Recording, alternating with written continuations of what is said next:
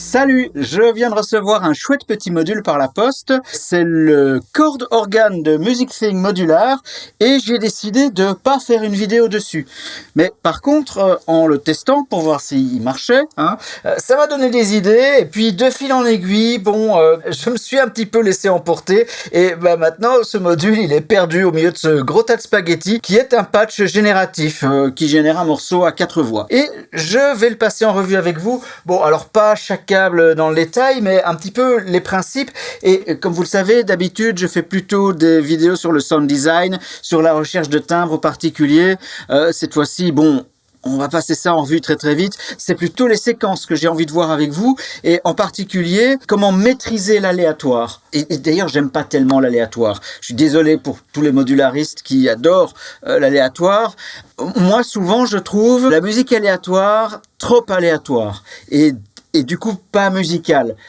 C'est pas que c'est faux, ça peut être juste, c'est pas la question, mais l'absence d'intentionnalité, on va dire, pour moi, n'est pas musicale. Et donc, j'ai essayé de maîtriser l'aléatoire pour qu'il ait vraiment l'air, en fait, de ne pas être aléatoire, d'être ce que jouerait un humain qui a une intention musicale. Simplement, ce sera jamais 2 fois pareil parce qu'il y a dans chaque voix une dose d'aléatoire. Mais maîtrisé, Pouf! Alors, le Music Thing Modular, il est là. Regardez, je vous le montre. Là. Ici. Le Chord Organ, c'est le même hardware que le Radio Machin. C'est juste un firmware différent. Bon, alors du coup, il y a un panneau différent, mais on pourrait installer ce firmware-là sur le Radio Machin et vice-versa. Je suppose que c'est à ça que sert la carte SD ici, parce que en mode orgue, je vois pas à quoi d'autre elle servirait. Il s'agit d'un oscillateur qui sort des accords. On a le choix entre 4 formes d'ondes. Là, j'ai choisi la forme carrée. Et puis, on a 2 paramètres, la hauteur de la note, enfin de l'accord, et puis le type d'accord. Et il y a vraiment plein d'accords possibles, majeur, mineur, septième, quartal, quintal, tout ce que... pour le tester, je l'ai séquencé. Je vais séquencer la hauteur et le type d'accord. Bon, très vite, j'ai abandonné de séquencer la hauteur parce que ça donnait pas un résultat qui me plaisait. Mais avec le séquenceur, le voltage multistage, et c'est le canal du bas, ici, qui séquence le type d'accord. Donc quand la tirette est en bas, c'est carrément une note ou une octave. Un peu plus haut, c'est une quinte, ça reste un intervalle très simple. Et puis plus on monte la tirette, plus ça devient des accords tirés par les cheveux. Et sur le canal du dessus, c'est le temps de decay de l'enveloppe qui est celle-ci, la function là. Et donc, on a des notes plus courtes, des notes plus longues. C'est pas comme ça que je crée le rythme, ça je vais y venir dans 1 minute. Le rythme, je le crée à l'aide du quad clock distributeur de 4MS, mais le canal du haut là c'est simplement la longueur de l'enveloppe. On va commencer par écouter ça. Oui, alors tout ce qui est reverb, stéréo, tout ça c'est du mix, c'est dans l'ordi, c'est plus agréable. Mais j'ai pas de reverb en Eurorack. Je trouve que en studio, si c'est pour utiliser une reverb numérique sous forme de module, moi je trouve pas ça bandant. Et une reverb à ressort, oui, c'est bandant, mais c'est tellement spécifique. De toute façon, je pense pas que ça aurait servi dans ce cas-ci. Voilà, les reverbs, c'est dans l'ordi, ainsi que la stéréo et tous les effets de mix. Mais donc on s'écoute ça.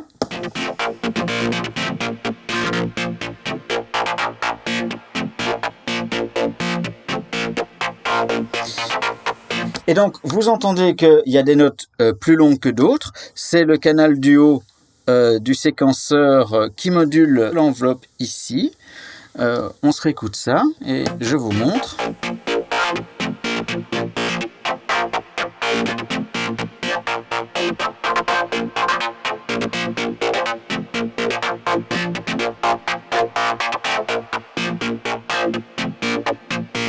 Alors, deux choses, vous entendez deux choses. D'abord, pour la longueur de l'enveloppe, je mixe une autre source au canal du haut du séquenceur ici. Je mixe ce canal de l'Euclidean Circles, le canal du milieu là, et quand une tirette est plutôt montée là et que le gate est allumé ici, quand ça survient en même temps, alors on a une enveloppe particulièrement longue. Les deux séquences, celle du voltage multistage et celle de l'Euclidean Circles, n'ont pas la même longueur, donc les notes très longues vont survenir irrégulièrement. Ici on a 11 pas. Et là, c'est difficile à dire parce que, oui, c'est un séquenceur à 8 pas, mais vous entendez que parfois je joue des croches et parfois des doubles croches. Donc, ta, ta, ta, ta, ta, ta, ta, ta, ta, ta. Et ça, je vais expliquer dans une minute comment je fais. Mais le fait est que, du coup, le séquenceur, il avance à une vitesse irrégulière. Je ne sais pas si avec les 25 images par seconde de la caméra, vous arrivez à le voir, mais il reste 2 fois plus longtemps sur certaines notes que sur d'autres. Et ça, c'est aléatoire aussi, je vais en parler tout de suite. Mais donc, non seulement il a un cycle différent de celui-ci, mais en plus, il a un cycle irrégulier. Bon, j'ai trouvé que différents patterns ici pouvaient donner bien. On va écouter ça.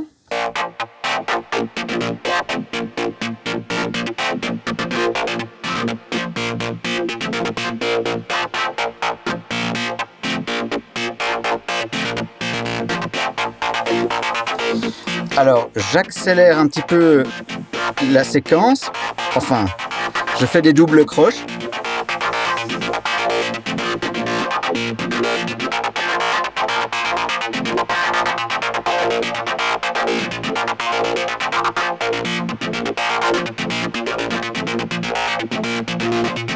Bon, et alors, il est temps d'expliquer comment je fais ça. Qu'est-ce que je viens de faire avec la petite tirette ici? C'est là que c'est très amusant. Alors, il faut porter votre attention sur le Quad Clock Distributor et en particulier sur le deuxième canal qui est la LED blanche ici. Donc, on a la clock qui rentre dedans, qui sort de l'ordi. Donc, au début, quand j'ai programmé le patch, j'ai tapé des croches ici sur le petit bouton tap. Mais maintenant, ça sort de l'ordi. Donc, ça rentre dans le premier canal où il n'y a pas de division.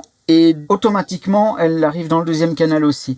Et là, vous constatez qu'il n'y a pas de division. Et pourtant, si vous regardez la petite LED blanche, on dirait que la division a l'air de changer, qu'il y a 2 divisions possibles.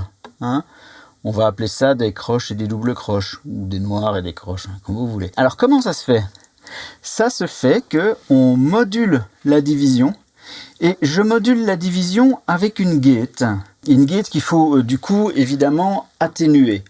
Pour arriver juste à la division suivante, il ne faut pas rentrer 5 volts, il faut atténuer la gate. Alors j'aurais pu mettre un atténuateur sur le câble, mais il se fait que j'ai l'expandeur du Quad Clock Distributor. Et dans l'expandeur, il y a un atténuateur ici pour l'entrée CV.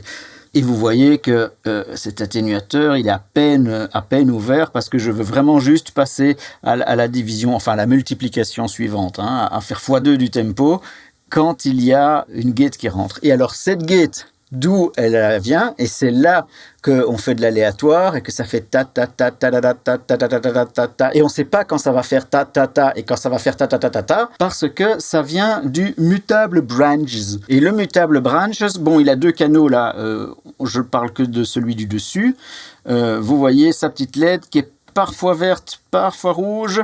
Ça veut dire que quand on a une gate qui rentre ici, eh bien, soit elle sort sur une sortie, soit elle sort sur l'autre sortie, en fonction de si on est vert ou rouge. Et on peut régler la probabilité avec ce bouton-ci, et on peut évidemment aussi contrôler la probabilité en CV. Il a plusieurs modes.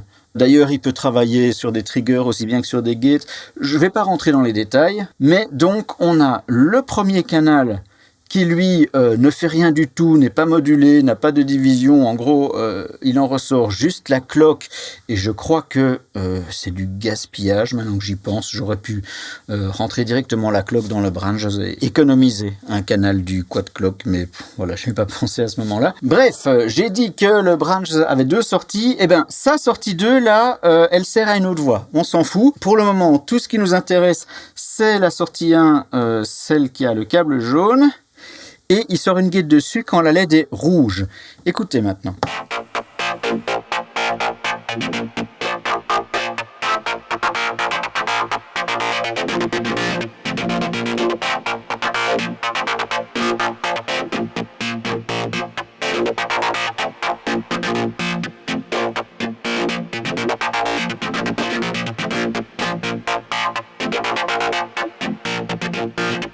Ah oui, et alors à propos, le corps d'organe, il sonne pas du tout comme ça. Hein. Vous savez que j'aime bien travailler les timbres, là j'ai complètement destroyé le son. Je vous en parlerai après.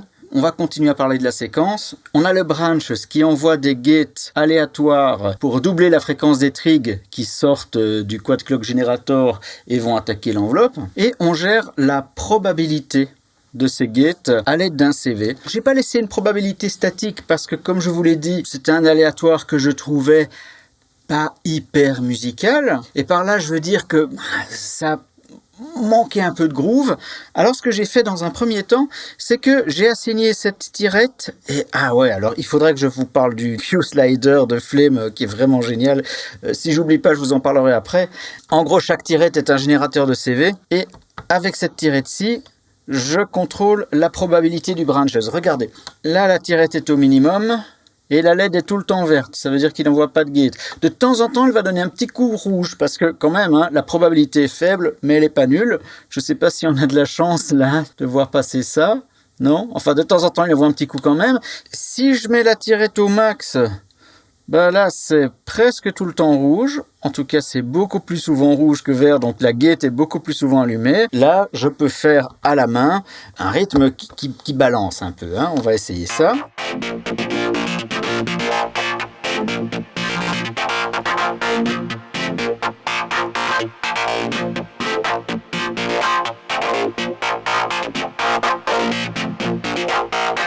Ok, alors notez que je ne fais que contrôler une probabilité ici. Ça reste à moitié aléatoire. Alors c'est sympa, mais ça m'accapare un peu mon doigt. Tiens, je vais vous montrer ce qui se passe quand je touche à rien, quand on est en probabilité constante et donc en aléatoire pur, sans que je fasse rien.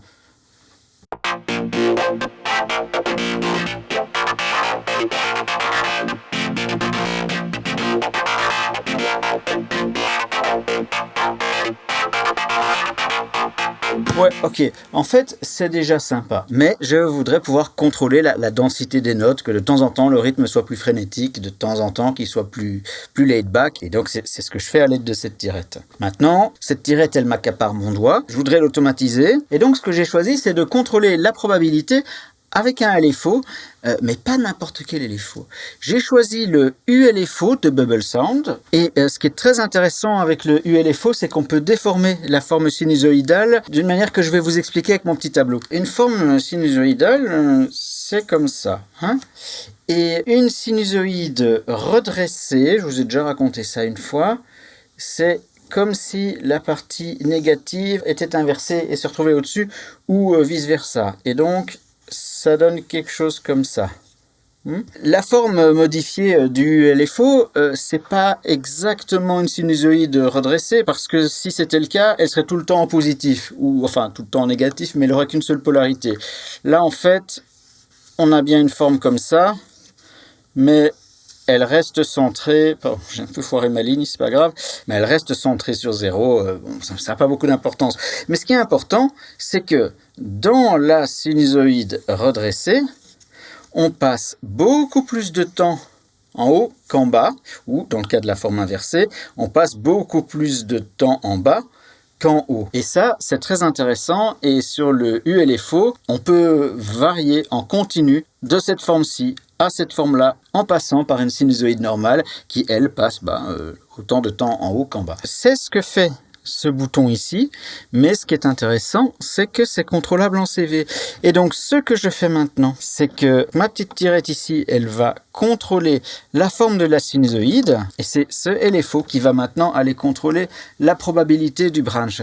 Alors, il passe par un utilitaire de voltage, hein, c'est-à-dire un offset atténuateur pour un atténuateur en fait, hein, c'est tout ce qui m'importe. Voilà, ça, la DIC machin chose, c'est un atténuateur. Et alors, pour éviter la monotonie d'une trop grande régularité, ce LFO est lui-même modulé en fréquence par le LFO d'à côté. C'est une modulation de faible amplitude, mais vous voyez, ça l'aide là. On voit que son cycle, il accélère, il ralentit un peu, il est un peu irrégulier. Je trouve ça plus intéressant. Et donc maintenant, on écoute ce que ça donne. Je suis pas sûr que la différence soit spectaculaire pour vous qui écoutez des petits bouts de 30 secondes. Et évidemment, quand j'ai fait ce patch, j'écoutais pendant des heures, je me laissais bercer par le truc et forcément, oui, dans ces conditions, ça fait une différence. Bon, on s'écoute ça.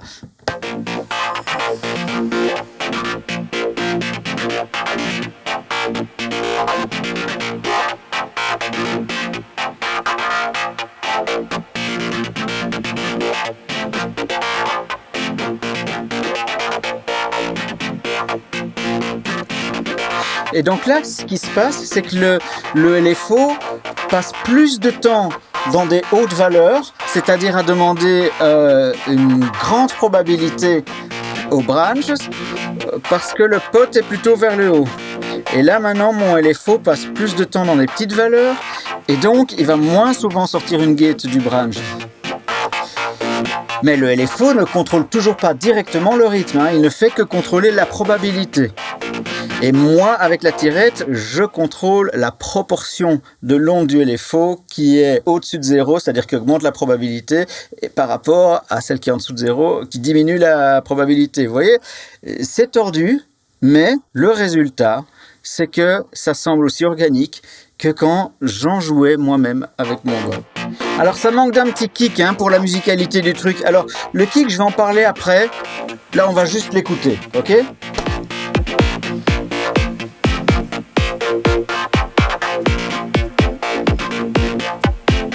Ça balance quoi, non ?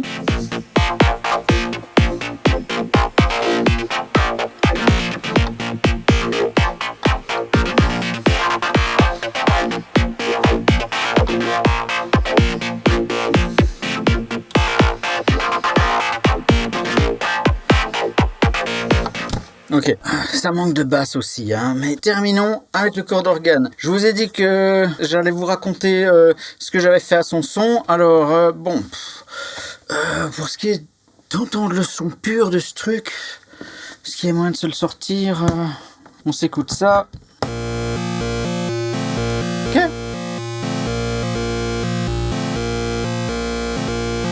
Donc toujours séquencé par le voltage multistage, hein. Et donc je séquence pas la note de base, je séquence que le choix d'accords. Hein. Ok. Où est-ce que ça en est ce truc là ? Alors, qu'est-ce que j'en ai fait ? D'abord, il rentre dans un wavefolder. Il rentre dans un wavefolder et bon, c'est bizarre parce que dans ma vidéo sur les wavefolders, j'avais dit qu'une onde carrée dans un wavefolder, ça faisait rien. Oui, c'est vrai, mais comme c'est un accord, et donc on a plusieurs notes superposées, on a plusieurs ondes carrées superposées, et donc on a une onde qui ressemble plutôt à une pyramide Maya, et donc ça donne un peu quelque chose dans un wavefolder. Après, surtout, ce qui est intéressant, c'est qu'on va rentrer dans le Richter-Borg, qui est un filtre très méchant, qui distord un peu, et en plus, pour être vraiment méchant, entre les deux filtres, parce que c'est un double filtre, un petit peu comme le MS-20, sauf que c'est un filtre variable. On peut passer en continu de low pass à band pass à high pass, comme sur les Oberheim par exemple. Et entre les deux filtres, je passe par une disto encore pour être sûr. Donc d'abord on passe dans un pass bas normal, hein, comme en synthèse soustractive, et puis dans une disto, et puis dans un passe haut. Et je vous fais écouter ce que ça donne. L'enveloppe qui module le filtre passe bas, elle passe dans un VCA qui est toujours ouvert, ça c'est indispensable, mais qui varie un petit peu d'amplitude pour que parfois l'enveloppe fasse s'ouvrir plus le filtre. Je vous explique comment j'ai fait après que je vous l'ai fait écouter. Je vais augmenter sa résonance pour que vous entendiez bien ce qui se passe. Donc j'augmente la résonance du filtre passe bas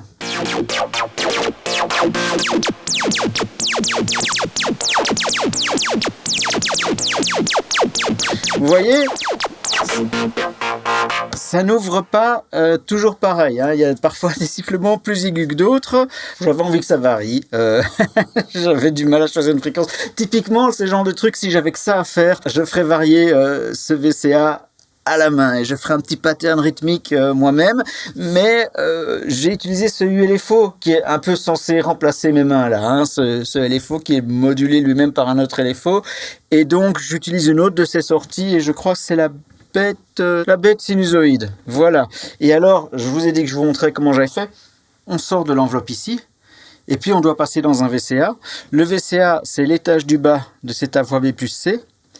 Et l'enveloppe rentre ici. Et là, elle ressort vers le filtre, simplement.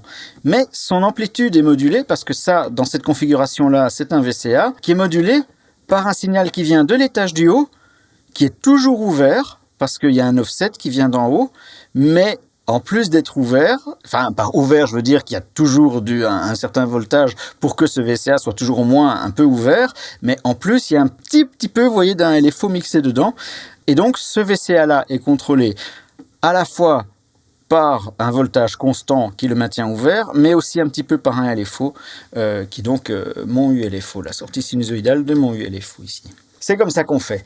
Maintenant, le filtre passe haut qui vient après, pour tuer les basses, il n'y avait pas tellement de basses, hein, ceci dit, mais de toute façon il était là, le filtre passe haut.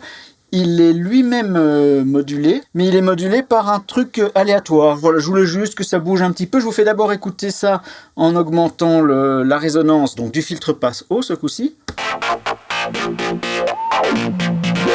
Et regardez la LED ici.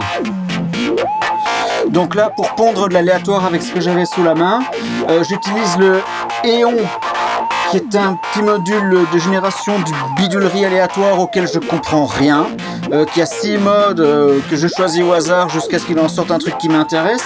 Donc là, on a une gate aléatoire, mais une gate, c'est tout ou rien. Donc ça ferait, normalement, avec cette gate, ça ferait...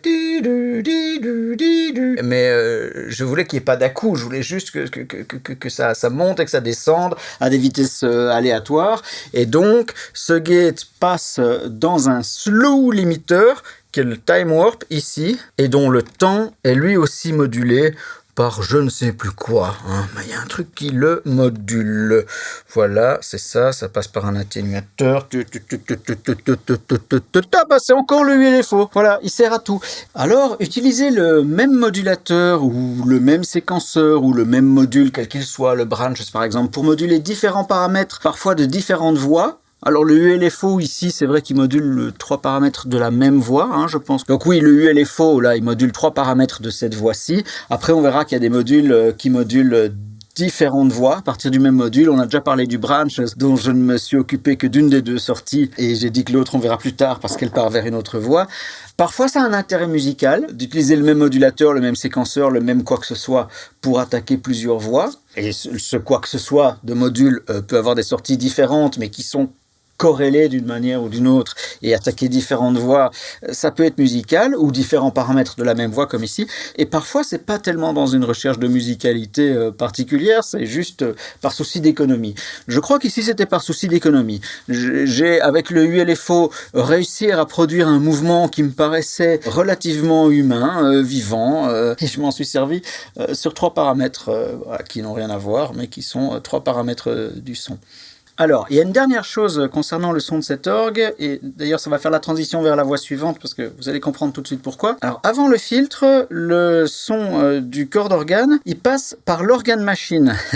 L'organe machine, j'en ai fait la démo dans ma vidéo sur se servir du modulaire comme multi-effet pour guitare. Je vous le remontre, c'est ceci, c'est ça là. C'est une pédale pour guitare qui a été adaptée au module Eurorack par ADAC, et ça transforme n'importe quoi, tout ce qui rentre, en son d'orgue. Alors pourquoi est-ce que je transforme un son d'orgue en son d'orgue ? parce que c'est franchement pas le même son. Je vais vous le faire écouter, mais d'abord je dois vous expliquer que le son passe complètement à travers l'organe machine, mais l'organe machine, il a un réglage dry-wet, donc pour en doser le son direct ou le son transformé. Et il y a un contrôle en CV de ce mix que j'attaque avec une gate, pour que de temps en temps, ce soit que le son direct qui passe, et de temps en temps, c'est 50-50. La gate qui contrôle ça, c'est celle-ci. Je vais vous expliquer après d'où elle vient, mais maintenant je vous fais écouter le son de l'organe machine. Vous voyez, quand la LED est verte, on entend ce son de l'organe machine. Hein. Si je coupe ça, là on n'a que le corps d'organe, et là il va être mixé avec l'organe machine quand la gate est ouverte.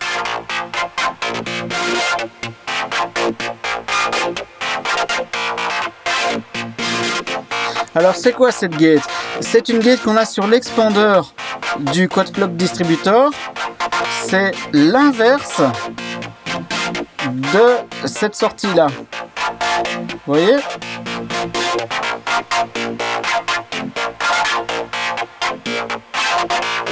Ça, c'est l'inverse de ça.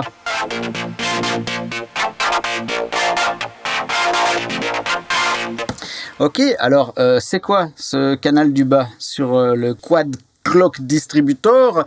Eh ben, c'est la basse, c'est la séquence de la basse. Donc, maintenant on va passer à la basse, mais tout ça pour dire que le son d'orgue est transformé par l'organe machine entre les notes de basse. Parce que la gate ici, c'est l'inverse de celle qui commande la basse. Et qui d'ailleurs pourrait aussi bien être un trigger. Mais voilà, ce qui sort du Quad Clock, c'est des gates. Donc, je vous fais écouter la basse d'abord. Ça, c'est l'enveloppe qui contrôle le filtre de la basse, entre autres.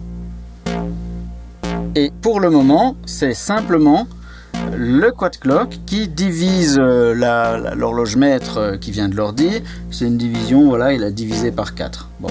Mais on a aussi une modulation en CV de cette division que j'ai atténuée ici grâce à cet atténuateur. Et cette division, elle est modulée par une enveloppe qui est celle-ci, le pingable enveloppe générateur. Alors pourquoi le pingable?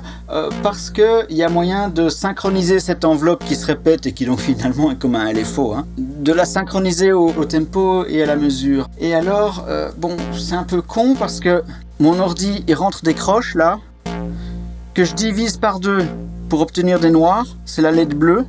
Et c'est ça qui commande le cycle de l'enveloppe. Enfin, le cycle de l'enveloppe, oui, voilà, ça s'appelle enveloppe, ça fait plus LFO, mais bon, bref. Et si j'avais sorti des noirs de mon ordi, j'avais qu'à décaler mes autres canaux de la cloque et j'aurais pu faire l'économie de ce canal-ci aussi. Bon, voilà, j'ai un peu gaspillé les canaux, mais c'est pas grave. Une fois qu'on arrive ici, on divise encore ce qui rentre par 8 et donc le cycle de la modulation qui va sortir d'ici, c'est 8 ans de mesure et en fait, la séquence de basse, c'est la seule qui va vraiment être dans la mesure. Toutes les voix sont sur le tempo, mais parce que les nombres de pas sont soit irréguliers, soit pas des multiples de 4, aucune voix n'est dans la mesure, ne suit un cycle de mesure, sauf la séquence de la basse. Alors, pour le moment, on entend qu'on ne module pas la division. Mais il y a ici un LFO de forme ramp, donc une dent de scie qui monte, qui sort de là, qui passe par un VCA, donc pour le moment, elle est à 0. Mais je peux augmenter son amplitude en commandant le VCA à l'aide de cette tirette-ci.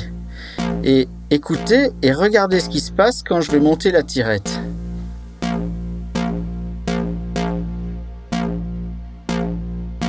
C'est ce LFO en dents de scie montante qui commence à moduler la division de ma cloque ici.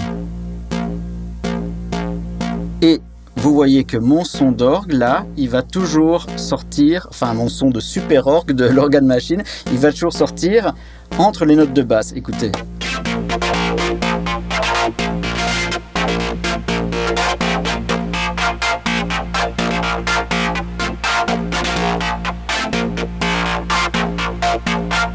Ok, bon. Je vais augmenter l'amplitude de la modulation.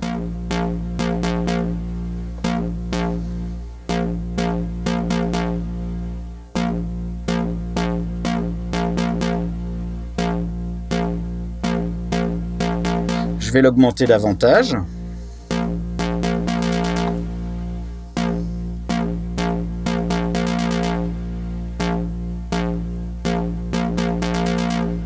Et alors, comme je pourrais vouloir jouer de ça en direct, mais que je veux garder mes doigts libres, j'ai cet autre canal qui vient mixer à la sortie de cette enveloppe-là.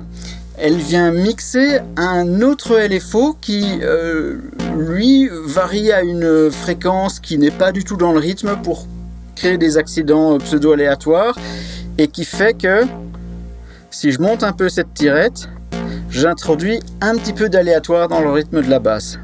Donc écoutez, là il est régulier.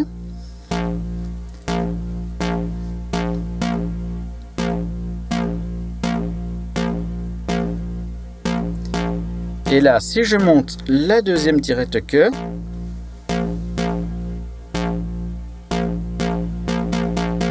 là j'ai introduit de l'aléatoire et on commence à ne plus reconnaître la mesure.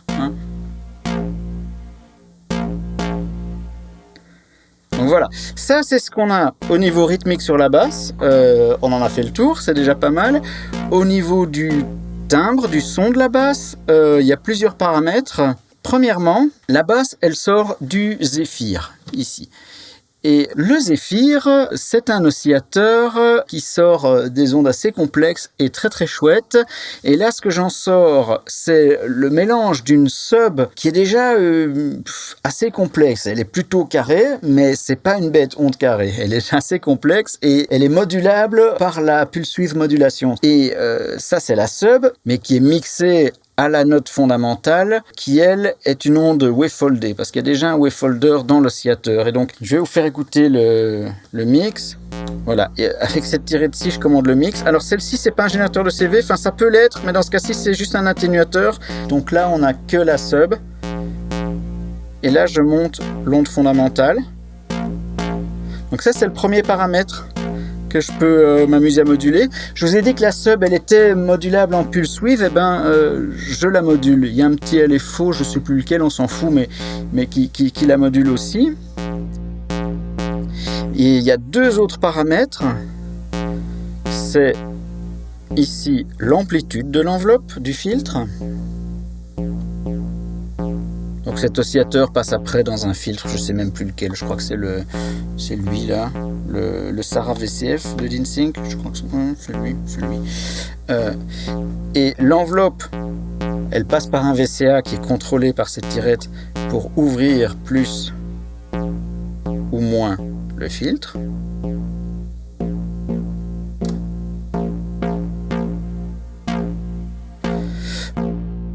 Le mix de la fréquence fondamentale de l'oscillateur, il est lui aussi commandé par la même enveloppe que le filtre. Et le dernier paramètre, c'est celui-là, c'est le temps de l'enveloppe.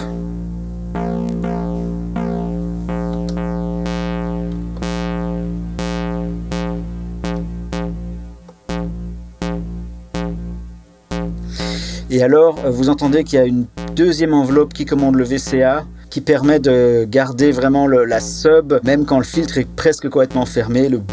Au début, je gardais carrément un son de sub continu. J'avais pas mis de VCA, donc il restait toujours, regardez, c'était un peu comme si c'était comme ça. J'adorais ça, mais il y avait juste un petit problème, c'est que je pouvais pas couper cette basse. Et donc, j'ai fait passer les gates de la basse ici. Et le son a le temps de se terminer, il n'y a pas de clic, parce que c'est la gate que j'ai coupée et pas l'audio. Regardez. Voilà. Bon. Eh ben, je crois qu'on a fait le tour de la basse déjà. Et alors, moi, ce que j'aime bien, c'est avoir un rythme plus compliqué sur la basse quand l'orgue fait quelque chose de simple, de pas trop frénétique, et puis l'inverse. Simplifier la basse quand l'orgue devient plus frénétique. Et bon, j'ai mis ces petites tirettes là parce que bon, j'aime bien un peu contrôler ce qui se passe, mais si j'avais voulu faire un patch complètement génératif, sans tirette, ce que j'aurais pu faire, c'est avoir un modulateur, une enveloppe ou un LFO avec une durée très longue, de plusieurs minutes, qui ensuite aurait attaqué différents paramètres de différentes voix en passant par des offset atténuateurs pour certaines voix, par des wave shapers comme le flex shaper ou peut-être un wave folder pour moduler d'autres paramètres. Et c'est comme si toutes ces tirettes avaient dansé tout ensemble. Typiquement, on pourrait mettre un modulateur qui augmente la frénésie de l'orgue pendant qu'elle diminue celui de la basse et vice-versa, plutôt que de faire ça à la main. Mais moi, je vais faire ça à la main et vous faire écouter ça. Donc là, on a un orgue frénétique et une basse simple. Et puis ce que je vais faire maintenant, c'est faire une basse plus complexe et un orgue plus simple.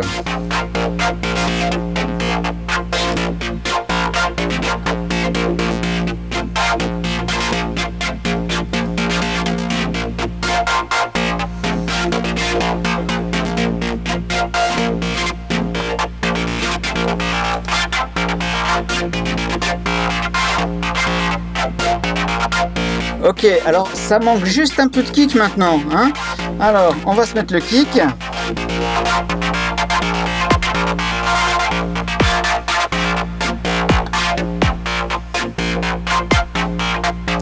Et ce pot-ci, il augmente le nombre de kicks. Et je vais vous montrer après comment j'ai fait.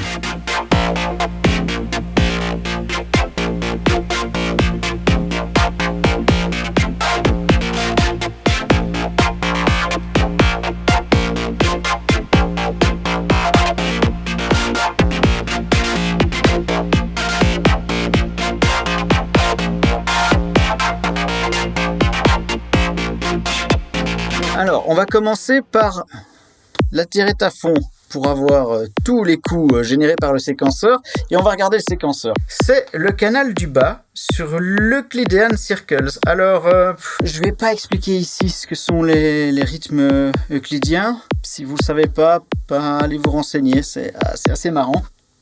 Il y a 12 pas dans la séquence. Et ils suivent simplement la cloque mètre. Et les pas allumés sont en jaune ou en rose. Et c'est ce qui sort les kicks. Ok ? Maintenant, vous voyez que ça fait des trucs bizarres. Parce que je voulais que ce soit plus irrégulier que ça. Et donc, ce que j'ai fait, c'est qu'on a sur le canal du haut, qui n'a pas le même nombre de pas, donc c'est un cycle différent, un trig allumé. Enfin, c'est des gates dans le cas de ce séquenceur-ci. Et quand on passe dessus, ça reset le séquenceur. Mais pas chaque fois. Mais ça reset le séquenceur. Et donc là, voilà, vous voyez, quand il flash, là, c'est que chaque fois, il est reseté et qu'il repart au départ. Vous allez voir, ça se passe quelques fois.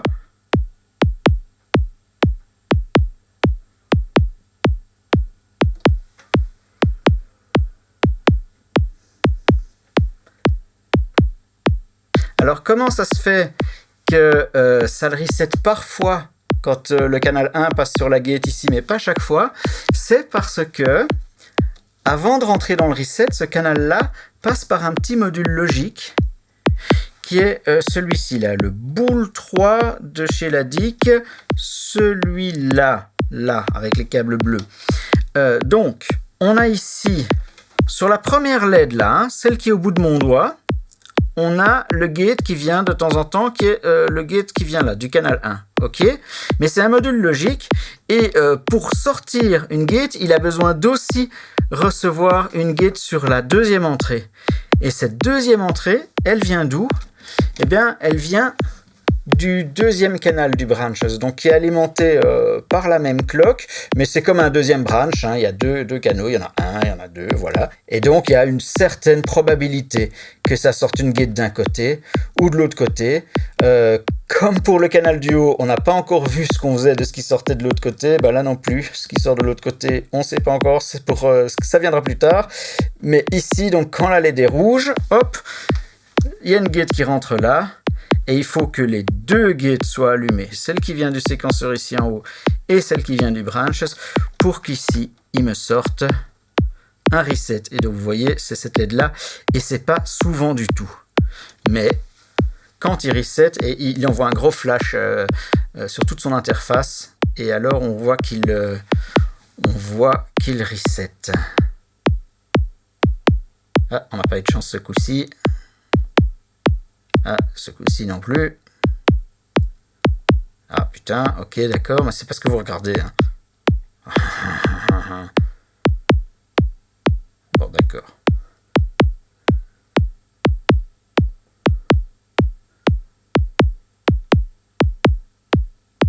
Ouais, ok.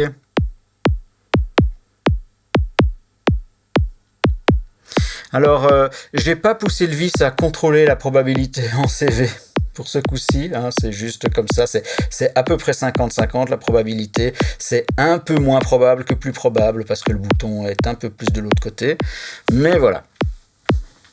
Alors, comment est-ce qu'on fait pour que cette tirette-ci commande le nombre de coups? Ce seront toujours des coups qui sont dans la séquence ici, en jaune hein, ou en rose. Mais il y a moyen qu'ils ne les sortent pas tous. Je diminue la tirette. Regardez.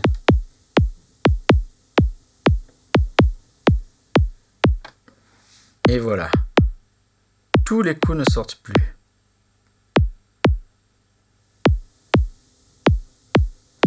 Alors, comment est-ce que j'ai fait ça? Eh bien, la sortie de ce séquenceur n'attaque pas directement le kick, mais passe d'abord par un module logique. Celui-ci.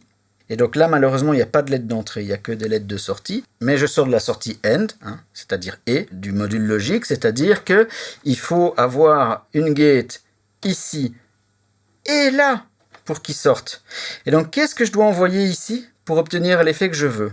Eh bien, sur la deuxième entrée de mon module logique, il faut soit que j'ai un signal qui soit une gate qui soit on tout le temps, ça c'est quand je veux tous les coups, ou bien qui soit on mais pas tout le temps. Alors ce que j'ai fait, c'est que j'ai pris un LFO d'une fréquence qui n'est synchronisée avec rien, c'est-à-dire que ce qui nous concerne elle est pseudo-aléatoire, et j'ai mis un offset sur ce LFO.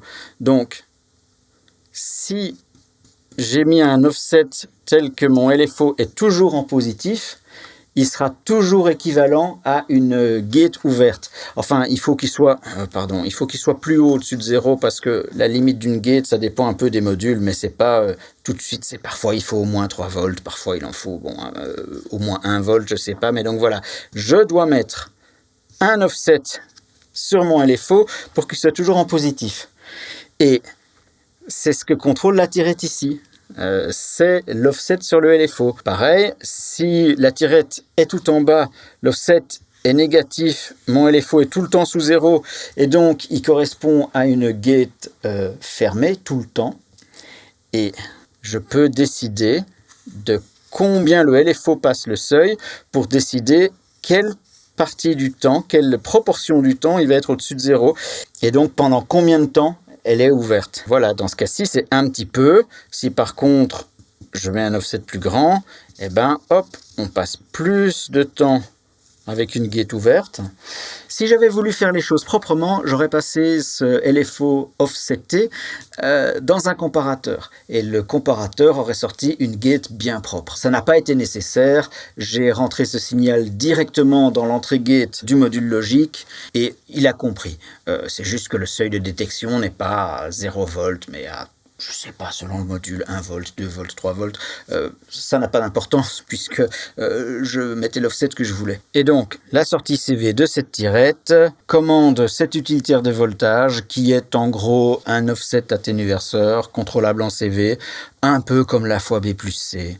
C'est pas tout à fait la même chose, mais ça fait un peu la même chose et ça permet de décaler le LFO qui est simplement, voilà, le Dixie 2+, là, il est en mode LFO. Alors, il y avait juste un petit problème avec ma méthode, c'est que ce séquenceur-là, il sort des gates, et si le LFO auquel je le combine dans le module logique, si ce LFO passe le seuil d'une gate, alors que la gate du séquenceur est ouverte, ça va envoyer un coup, pas sur le temps, mais n'importe quand, entre deux temps.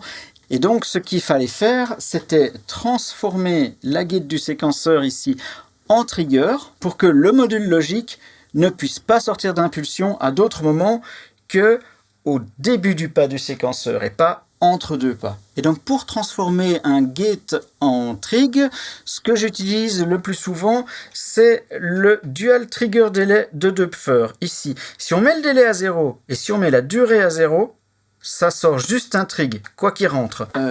8 HP, c'est beaucoup pour faire juste ça. Et donc, dans une valise live ou pour aller jammer, je trouverai une autre solution. Tiens, d'ailleurs, je vais faire une petite pause dans le montage pour vous expliquer une solution complètement différente qui permet d'arriver au même effet. Parce que je réalise que tout le monde n'a pas un convertisseur de gate en trigger, eh bien, on peut aussi utiliser un sample and hold, piloté par la même clock que le séquenceur, et c'est le LFO dans ce cas qu'on va passer dans le sample and hold. Je vous laisse observer le petit graphique à l'écran qui illustre cette solution-là. Et oui, j'ai dessiné le signal du LFO comme s'il s'agissait d'une gate, parce que c'est comme ça qu'il est interprété. D'ailleurs, le LFO pourrait littéralement être une gate si on choisissait son nom de carré et qu'on jouait sur la PWM. C'est pas ce que j'ai fait ici, mais c'est une autre possibilité. Toujours est-il que, grâce au sample and hold, la gate résultant du LFO ne survient plus que sur les temps de la clock. Alors, comment est-ce que j'ai généré le son de ce kick? Bon, la manière de loin la plus commune de faire un kick, c'est de moduler la fréquence d'un oscillateur. Vous voyez le son d'un zap, hein? Vous avez un oscillateur et vous mettez une enveloppe sur sa fréquence, ça fait tiou. Et oui, je vais tout faire avec ma bouche parce que j'ai pas envie de dérégler mon son pour vous le faire écouter sur le modulaire. Donc ça fait tiou. Et si l'enveloppe est très rapide, tiou, tiou, tiou, ça finit par faire un kick. Donc au départ, l'oscillateur, vous le réglez sur une fréquence très basse, limite une sub, et puis avec une enveloppe très courte, vous attaquez sa fréquence avec une grande amplitude. Donc le tiou, quand il est très rapide, devient un tou. Ça, c'est le plus simple. Après, ce qu'on peut faire, et que j'ai pas fait ici parce que je suis resté simple, on peut mettre une disto, un wave shaper, un wave folder, c'est vachement sauvage sur cet oscillateur après coup, mais la base, c'est ça, c'est cette simple modulation de la fréquence par une enveloppe. Et alors, j'ai remarqué, c'est pas une règle universelle, mais j'ai quand même l'impression que ça a plus de pêche quand on utilise un filtre en auto-oscillation à la place d'un oscillateur. Un filtre en auto-oscillation, c'est un filtre dans lequel on ne rentre pas d'audio, mais dont on met la résonance au maximum pour qu'il se mette à siffler. C'est comme un oscillateur, mais j'ai remarqué que pour faire des sons de percus, ça a souvent plus de pêche. Je ne sais pas si ça a quelque chose à voir avec le fait que les percussions acoustiques sont littéralement des résonateurs, et que c'est pour ça que la résonance d'un filtre, ça fonctionne bien. Mais enfin, en tout cas, c'est ce que j'ai fait. Et j'ai ensuite passé ce son de kick qui sortait de mon filtre dans un deuxième filtre passe-bas, juste pour pouvoir faire ceci, avec cette tirette-là.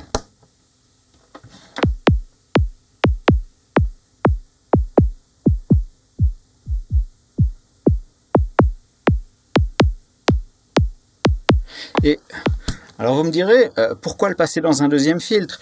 Il pourrait suffire de moduler l'amplitude de l'enveloppe qui fait claquer le premier filtre, qui pourrait être un oscillateur, comme je l'ai dit.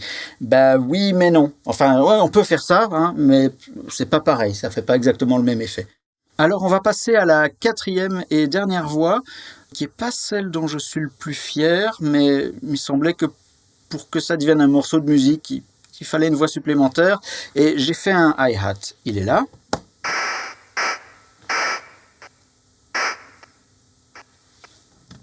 Avec le kick.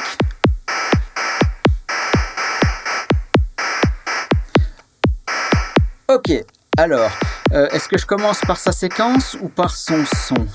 Je vais commencer par son son. Alors normalement, pour faire un son de hi-hat à la Roland, qui sont vraiment les plus populaires, il faut 6 oscillateurs qui se modulent les uns les autres. Alors ça, je n'allais pas faire. Donc j'ai opté pour une solution du pauvre, qui est de simplement mixer un oscillateur dans un bruit blanc.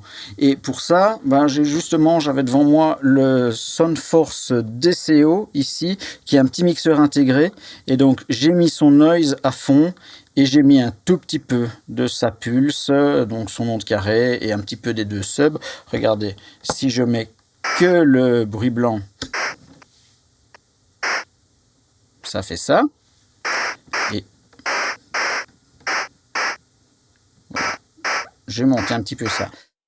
Pour le rendre plus rugueux, je l'ai passé dans un décimateur. Un décimateur, c'est quoi? Je l'ai déjà dit, on échantillonne le son à une fréquence trop basse, sans aucun filtre pour gommer les artefacts que ça va générer. Et pour ça, j'ai utilisé le Beat Modifier de Doepfer. Voilà, il est là. Ok.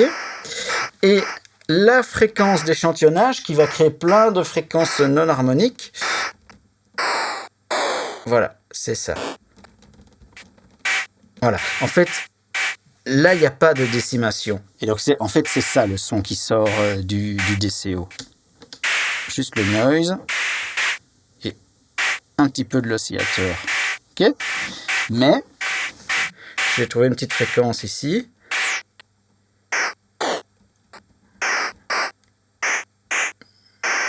Voilà, comme ça me plaisait bien.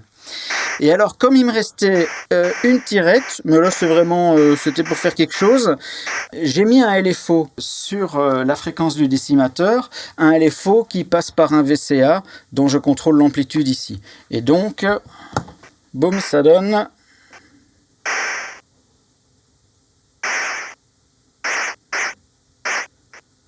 Voilà, j'ai pas été chercher plus loin, c'est un peu con, mais c'était pour faire quelque chose.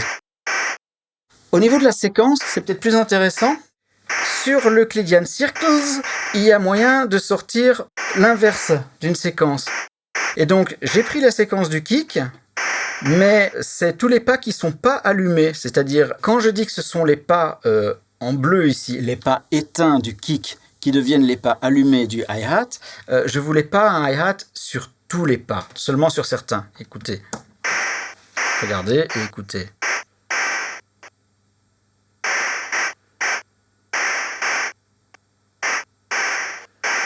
Et donc, j'ai refait le même coup, c'est-à-dire passer dans un troisième module logique, qui est cet autre module de chez Ladic ici, et la deuxième entrée du module, dont je sors simplement de la sortie end.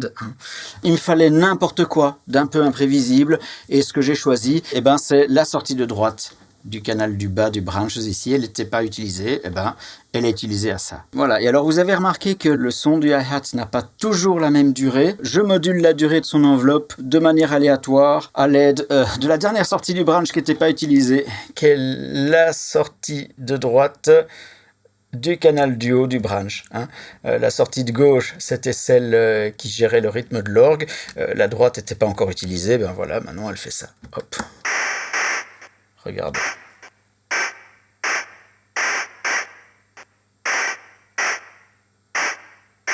Donc, pour entendre un hi-hat, il faut, quand il sort du séquenceur, que en même temps la LED ici soit verte, c'est-à-dire que la gate sorte à droite.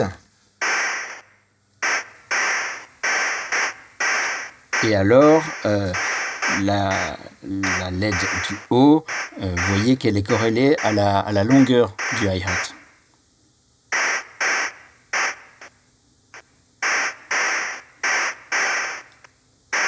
Alors on s'écoute kick et hi-hat ensemble.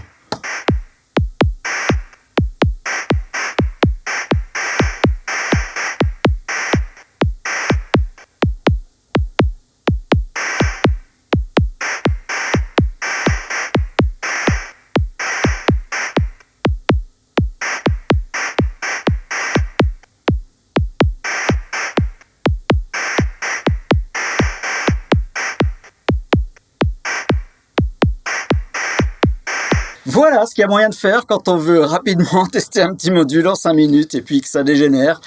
J'espère que ça vous aura donné des idées. Je vous souhaite de faire beaucoup de bruit. Et moi, pendant ce temps-là, je vais encore un petit peu jouer avec mon patch et puis on va remballer.